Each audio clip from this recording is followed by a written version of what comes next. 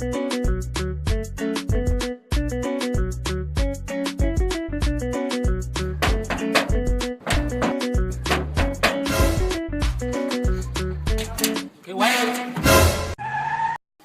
alaikum ya muallim. Amun wa alaikum assalam. Ra'ul baiti mawjud? To ai ba larabcin da ke ji bane ni. Ra'ul baiti mawjud? Okay, alhaji kuke ne ma? Na'am. Na'dinuhu atkallam ma'ahu. Okay, to bari in kira muku.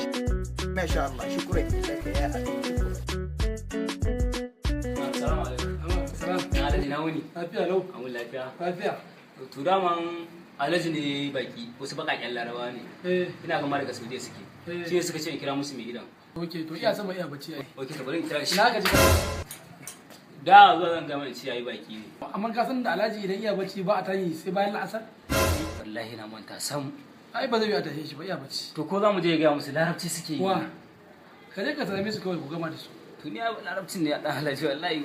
Ka je kawai ka musu kwaba duk abin da ka iya kawai ka faɗa musu. Ai kuma din ba wani iya ne sosai ba Allah. Ka je duk abin da ka iya kawai ka musu wanda kai wa kan.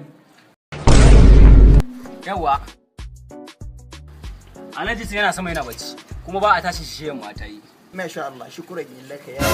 Wannan bana fuskanci ba wasu suke ji ba. Kaga Ya akhi shukran.